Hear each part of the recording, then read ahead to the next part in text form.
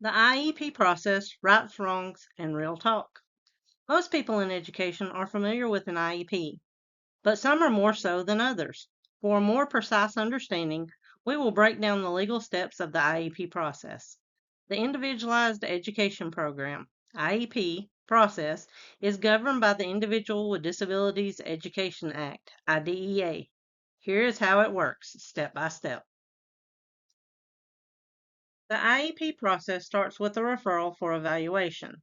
The reason for the referral is concerns that the student may have a disability that affects their ability to succeed in school, such as academic struggles, which is the consistent difficulty with reading, writing, or math despite interventions, falling significantly behind grade level expectations, and trouble understanding and following instructions or completing assignments. Behavioral concerns, frequent disruptions in class or defiance of authority, difficulty staying on task, following rules, or managing emotions, signs of anxiety, depression, or withdrawal that impact school functioning.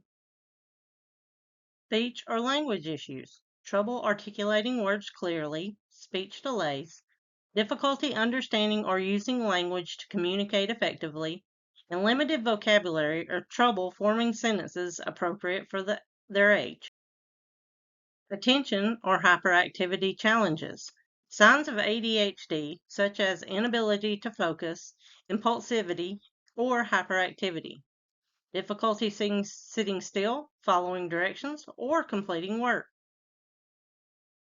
Social or emotional difficulties. Struggles with making or maintaining friendships. Overreaction to changes, sensory input, or emotional triggers. Social skills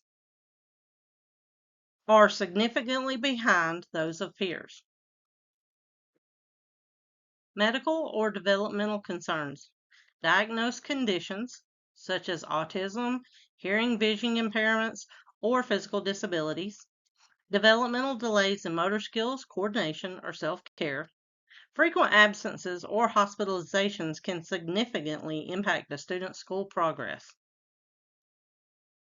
Or when previous interventions haven't worked. The student has received response to intervention, RTI tutoring, or other support with little or no improvement. Teachers and parents see a persistent gap despite all accommodations. Who can ask for a referral? Anyone, such as a parent, teacher, or even a specialist. The request should be made in writing and submitted to the school's special education team or administrator. Once a referral is made, parents or guardians must provide informed written consent before evaluation can be conducted. They are entitled to participate in all meetings, review evaluation reports, and school records. The school has 60 calendar days, federal timeline, or state Pacific deadlines to complete the evaluation. A multidisciplinary team evaluates the students across suspected areas of need, such as specific learning disability, speech or language impairment, autism spectrum disorder, emotional disturbance, intellectual disability, other health impairment, visual or hearing impairment, orthopedic impairment, traumatic brain injury, or multiple disabilities. Once the evaluation is complete, the IEP team, including the parents, will meet to review all assessment data, academic, cognitive, behavioral, physical, speech language, etc. Consider classroom performance, teacher observations, work samples, and intervention results. Then they will determine if the student meets the criteria for at least one of the 13 disability categories under IDEA, which are specific learning disability, other health impairment, which includes ADHD, autism spectrum disorder, speech or language impairment, emotional disturbance, intellectual disability, orthopedic impairment, visual impairment, hearing impairment, deafness, deaf blindness, traumatic brain injury, or multiple disabilities. Once the student is determined to be eligible for special education services, The IEP must be held within 30 days. The school is responsible for setting up the meeting, but it's not just any meeting, it's a team effort. So, who's on the team? The student's parents or guardians, special education teacher, general education teacher, a school psychologist or another evaluator, and an administrator who can approve services. Everyone brings something important to the table, but let's pause here to talk about something really important: the role of the parents in the IEP process. Yes, there are teachers, school psychologists, therapists, and administrators at the table. They all bring professional knowledge, data, and expertise. But when it comes to understanding the whole child, no one brings more to the table than a parent or guardian. Think about it. Parents see their child at home in everyday life, and they know their child's personality, habits, strengths, struggles, and triggers. Is the student anxious about schoolwork? Do they shut down when given too many instructions at once? Are they a visual learner? Do they do better in the morning than in the afternoon? These are things that might not show up on test scores, but they matter when crafting an IEP that actually works. Legally, schools must invite parents to every IEP meeting, not just invite them. They have to give advance notice and schedule the meeting at a time that works for the parent. If the school tries to hold a meeting without the parents' input, that's a red flag. The law under IDEA says parents are equal members of the team, not guests. In the meeting, parents don't just sit and listen, they have the right to ask questions, bring up concerns, suggest changes to goals, services, or support, ask for additional evaluations or data, even request a break or more time to process what's being discussed. They can also bring someone with them, an advocate, translator, or another family member to help them feel more confident. Nothing in the IEP can be implemented without informed written consent from the parent. That means that they must understand what's being proposed, ask questions if needed, and sign off before services begin. No consent, no services. It's that simple. Now, let's be real. Sometimes these meetings can feel intimidating. It can feel like you're in a room full of professionals talking in acronyms. However, remember that parents are the only consistent members of the team throughout the years. Teachers change, schools change, but the parent is the one constant in the child's life. I've had the rare experience of sitting on both sides of the IEP table. First, as special needs parents, I spent years attending IEP meetings as the voice for my own child. I know what it feels like to walk into that room with nerves, with questions, with hope, and sometimes with frustration. I've been there when the language felt too technical, when the process felt overwhelming, and when I wondered if anyone truly understood my child the way I did. So, when later I became a special education teacher, everything changed. But in the best way possible. I now sit on the other side of that table, but I carry that lived experience with me every single day. I remember what it's like to be the parent in that chair. And because of that, I make it my mission to create a space where parents feel seen, heard, and respected. I greet them warmly, I listen carefully, encourage them to speak up, to ask questions, to challenge things if something doesn't sit right. But I know firsthand when a parent feels valued, the whole IEP process becomes more human and far more effective. At the end of the day, we're all there for the same reason: to help a child thrive. And when both sides of the table work together, magic can happen. So, what actually goes down in an IEP meeting? Let's walk through it step by step so you know exactly what to expect when you sit at that table, whether you're a parent, teacher, or support staff. First, the meeting starts with introductions. Everyone says who they are and what role they play in supporting the student. Then the team will state the purpose of the meeting, whether it's an initial IEP, an annual review, a reevaluation, or a meeting to make changes. Next, the team will talk about how the student is doing. This can include evaluation results, academic, speech, behavior, current classroom performance, test scores, work samples, and teacher observations. Progress on previous IEP goals if it's a review or update. This is where we really try to paint a full picture of the student, not just numbers, but how they're doing day to day. We create a snapshot of the student's strengths and needs. This is called the present levels of academic achievement and functional performance, or just PLOP for short. It tells us what the student can do well, where they need support, how their disability affects learning and daily functioning. From there, the team writes specific, measurable goals for the student to work on over the next year. These goals are based on the student's needs, not just academic, but also behavioral, social, or communication related. An example would be by next June, Kelly will write a 5 sentence paragraph with correct grammar and punctuation in 4 out of 5 trials. These goals guide everything else that comes next. Now comes the core of the IEP. What support the school will provide to help the student meet their goals. This can include specialized instruction, speech or occupational therapy, behavior support, counseling, a one-on-one aid, assistive technology, accommodations like extra time on tests, breaks, or modified assignments. The team will also decide where services will happen.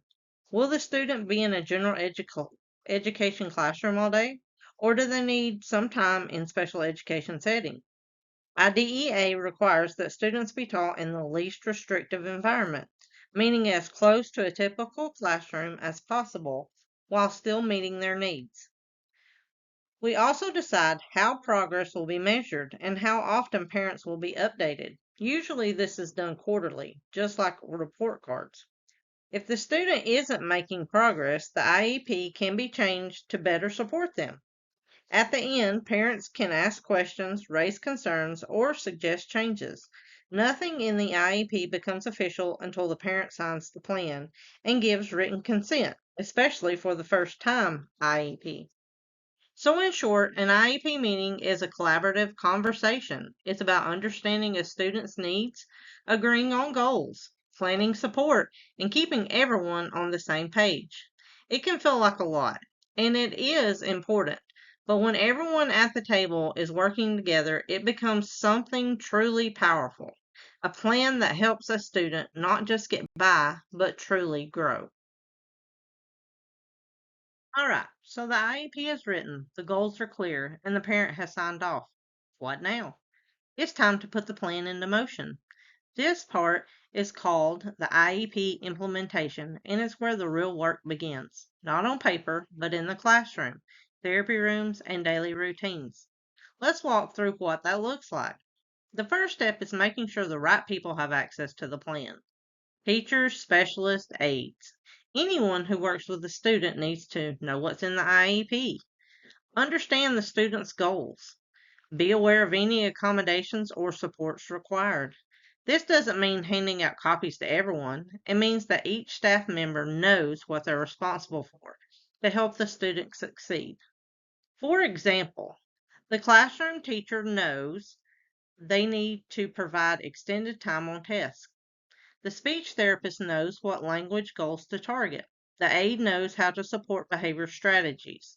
Now the school must start delivering the services and supports listed in the IEP as scheduled. This might include pull-out instruction for reading or math, in-class supports from a special education teacher, therapy sessions such as speech, OT, PT, behavior plans or social skills groups, technology tools like a tablet or communication device. And here's the key. The services must match the IEP. No more, no less. If the IEP says 30 minutes for speech therapy twice a week, that's exactly what the student must receive. Accommodations aren't special treatment, they're tools to level the playing field. These may include preferential seating, breaks during long tasks, audio versions of text, visual schedules, simplified instructions, fewer homework questions. Teachers need to consistently apply these accommodations, not just on paper, but in the actual day-to-day work. We can't just guess if the IEP is working, we have to track progress. That means collecting data on the student's IEP goals. This could look like taking notes during sessions, using rubrics or checklists, comparing work samples, charting behavior or academic growth. The school must report progress to parents, usually at the same time as report cards, and adjust instruction if the student isn't making expected gains. IEP implementation isn't a set it and forget it process. Ongoing communication is essential. Teachers and service providers should let parents know how things are going, share successes and challenges, be open to feedback and questions. Parents can also share what they're seeing at home. If something isn't working or if something's working really well, speak up. That input helps the team make better decisions. Sometimes the IEP needs to be tweaked. Maybe the student's making great progress and needs more challenging goals. Or maybe they're struggling and need extra support. Parents or teachers can request an IEP meeting at any time. You don't have to wait full year. The goal is to be responsive to the student's evolving needs. Implementing the IEP is where it all comes together, where planning turns into action. But it only works if the whole team communicates, follows through, and stays focused on what the student truly needs to grow. So whether you're a parent, teacher, or support staff, your follow through is what makes the IEP more than a document. It becomes a real life tool for success. So your child has an IEP in place, but what happens after that? Do you just write it out for a few years and hope for the best? Not exactly. There are two key checkpoints built into the IEP process to make sure things are still on track: the annual review and the reevaluation or triennial evaluation. Let's walk through which one each one means, how they're different, and why they're both important. Annual review is a required meeting that happens once a year at minimum. This is where the IEP team, including the parents, come back together to talk about how the student is doing and update the IEP for the next year. What happens at the annual review?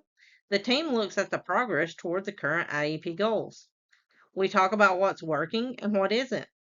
New goals are written for the upcoming year. Services, accommodations, or supports may be adjusted based on the student's current needs.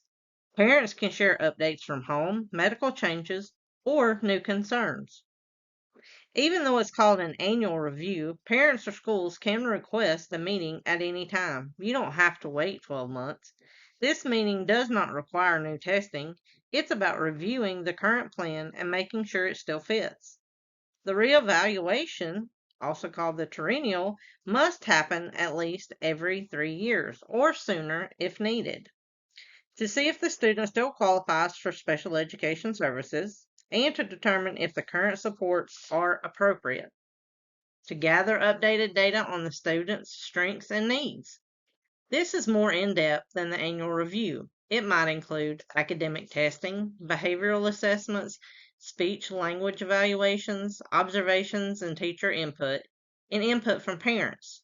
Just like with the initial evaluation, parents must give written consent before any retesting is done.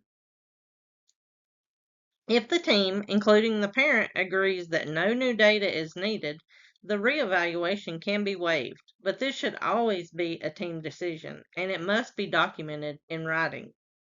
These check ins aren't just red tape, they're essential to making sure the IEP stays relevant. Kids grow and change fast.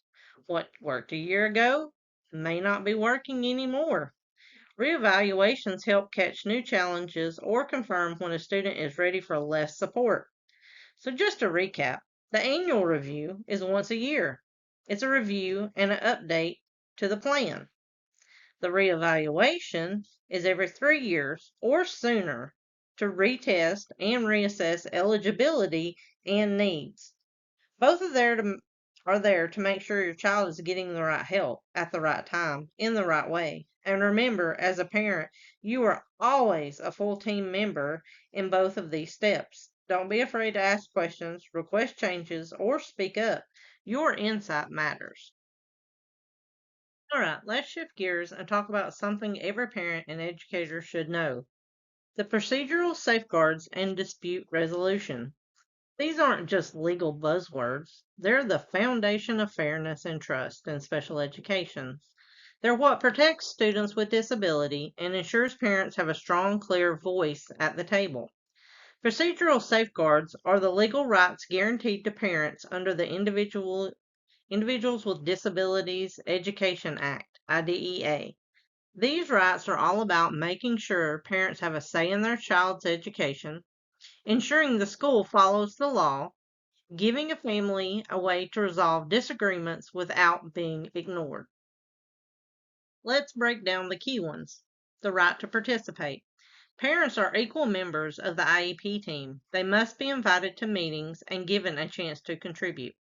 The right to prior written notice. Schools must notify parents in writing before making changes or refusing to make changes to a child's identification, evaluation, placement, or services. The right to informed consent. Schools must get written consent from parents before doing evaluations or starting services. The right to access records. Parents can review their child's educational records and request corrections if needed.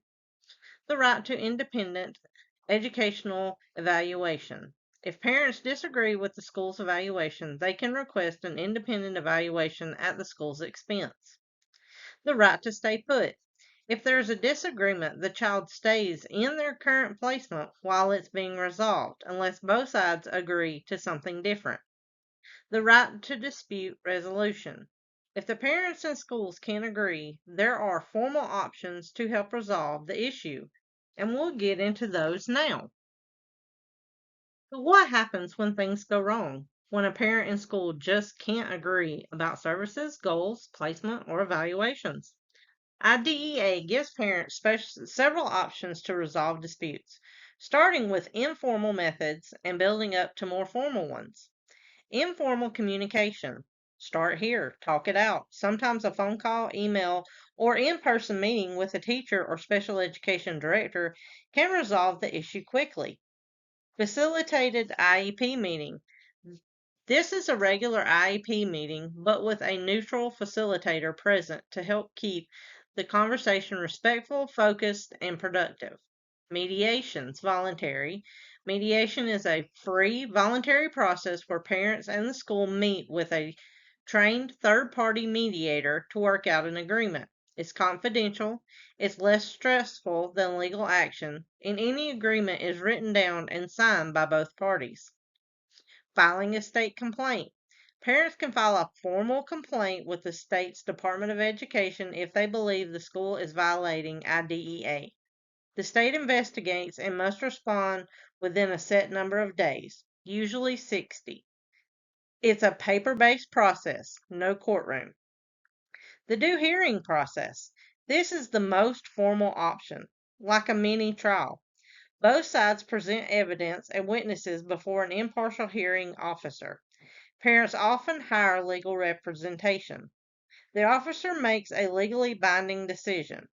This process is more complex and may take several months, but it's there when serious disputes can't be resolved any other way. By law, schools must give parents a procedural safeguard notice, usually once a year, and when the parent requests an evaluation, when a complaint is filed, or when a due process hearing is requested. It may be long and full of legal language, but it's your rights in writing. Don't throw it in a drawer. Ask someone to help you walk through it if needed. Here's the bottom line.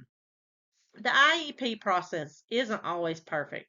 There can be disagreements, misunderstandings, and bumps along the way. But thanks to procedural safeguards, parents have the power to advocate, question, and when necessary, push back. You don't have to be a lawyer to speak up. You just need to know your rights, stay calm, and keep the focus where it belongs, on what's best for the child. Let's talk about something that doesn't always get enough attention, the parent perspective in the IEP process. Because while the IEP might be full of goals, data, and services, for families, it's about something much deeper. It's about their child's future, their hopes, their fears, their fight to make sure their child is seen, supported, and understood. So today, we're putting ourselves in the shoes of the people who know the students best, the parents. Here's what the real parents often say. I feel like they were talking about my child, not to me about my child. I felt like I had to become an expert just to keep up. I know my kid best, but no one asked me what I thought would help. Now imagine the power of flipping that, of saying, we value your voice. What are your hopes for your child this year? What are your concerns? What do you want us to know that the data doesn't show? That's how partnership begins. If you're an educator or part of the IEP team, here are the simple but powerful ways to support parents. Listen before you speak. Ask parents to share what they're seeing at home. It may give you an insight that's not in the school records. Avoid jargon. Explain terms in plain English. No one should need a dictionary to understand their child's plan. Validate feelings. This process can feel overwhelming. It's okay to ask questions or take a break. Give parents a seat of influence. Let them help shape goals and services, not just approve them. Follow up. After the meeting, send a quick note or call to check in. A little communication goes a long way in building trust. If you're a parent, here's what I want you to know. You have a legal and moral right to be heard. You are the expert on your child in ways no professional could ever be. It's okay to ask for more time, more explanation, or a second opinion. You don't need to come in knowing all the answers, just come in willing to speak your truth. And if you ever feel lost or alone, know this, you're not. There are support groups, advocates, and other families who walk this road and want to walk it with you. At the end of the day, parent voices are not just helpful, they're essential. The IEP process works best when it's a partnership, when both sides bring their expertise, their compassion, their hope for what's possible. Let's keep the student at the center and let the parent be trusted guide standing right beside them. We've talked about what the IEP process feels like from the parent side, but now let's take a moment to step in the shoes of the educators, the teachers, specialists, service providers, and case managers who help shape and deliver these plans in a day in and day out. Because for educators, the IEP process isn't just a meaning, it's a big responsibility, one that's deeply rooted in care, but also layered with pressure, deadlines, and expectations. Educators bring experience, training, and day to day insight about the student in the school setting. They're the ones who see how the student functions in the classroom, socially, academically, and behaviorally. Try out strategies, accommodations, and interventions. Collect data, write progress reports, and monitor IEP goals. They collaborate with therapists, administrators, and parents to make adjustments when needed. For many teachers, especially with special education, the IEP isn't extra paperwork. It's a roadmap to help students succeed in a system that often isn't built for them. But let's be honest, the IEP process can be challenging from the educator side too. Educators may feel overwhelmed by caseloads, meetings, and paperwork requirements, emotionally invested, but also torn between advocating for a student and working within limited school resources, frustrated by gaps in communication or support across teams, unsure about how to handle parent expectations or disagreements, proud when they see the students make progress and thrive because of an IEP that works. There's a deep commitment, but also real exhaustion. Here's what educators often say behind the scenes. I care so much about my students, but I'm drowning in compliance work. I want to give every student everything they need, but sometimes I feel like my hands are tied. I wish parents knew how much we worry about their kids, even after the bell rings. The last one, it's the heart of it. Most educators are in this work because they care. So, how can we support the educators who carry so much of this process? Administrative support, realistic caseloads, planning time, and protected time for paperwork and meetings.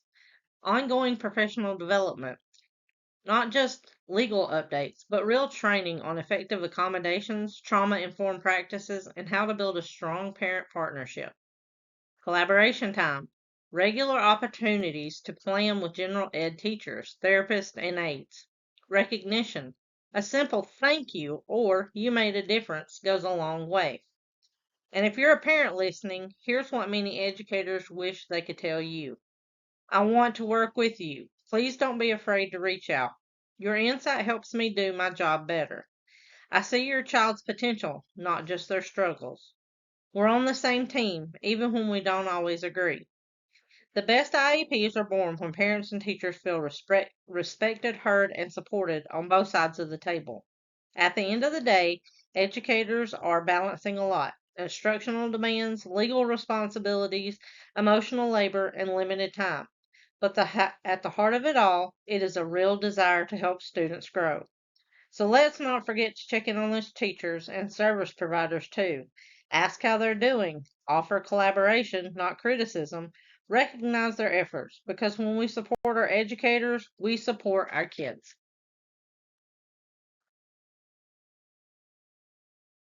All right, let's bring it all together. We've walked through the IEP process step by step, and we've heard from both parents and educators. So let's recap what this journey really looks like, not just in procedure, but in purpose. An IEP is a legally binding plan designed to support a student with a disability so they can learn and thrive in school. It's required under the Individual with Disabilities Education Act and tailored to each student's unique needs.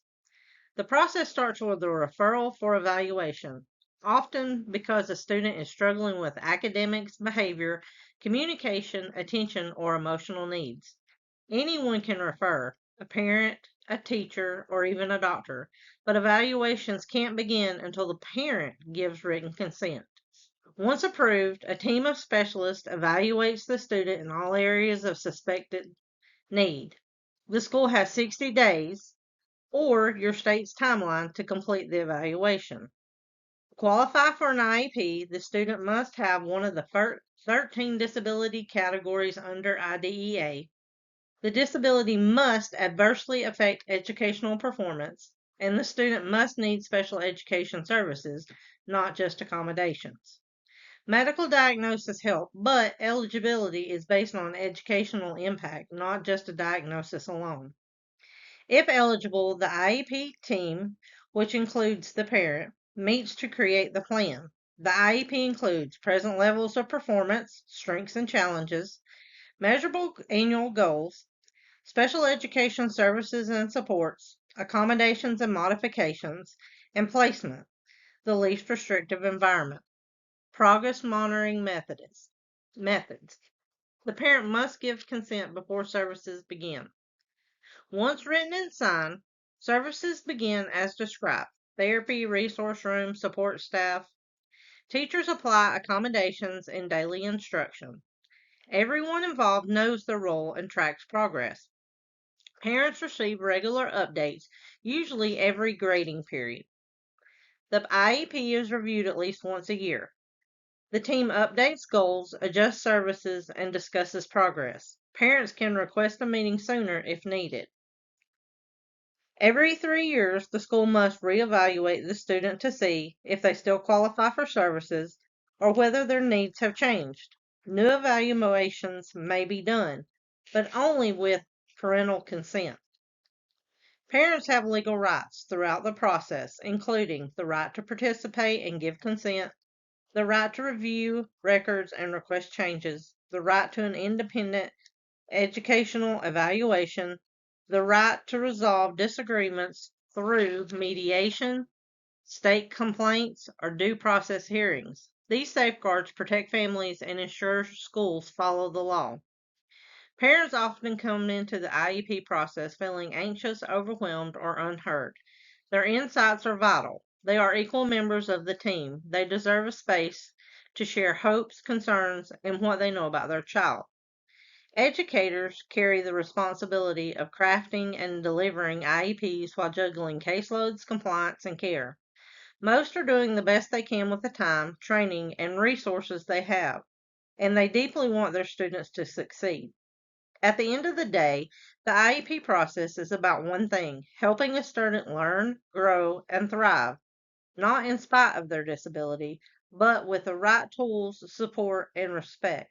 When parents and educators work as true partners, the IEP becomes more than a document. It becomes a lifeline for learning. Let's keep showing up, let's keep listening, and let's keep putting students at the center of every decision.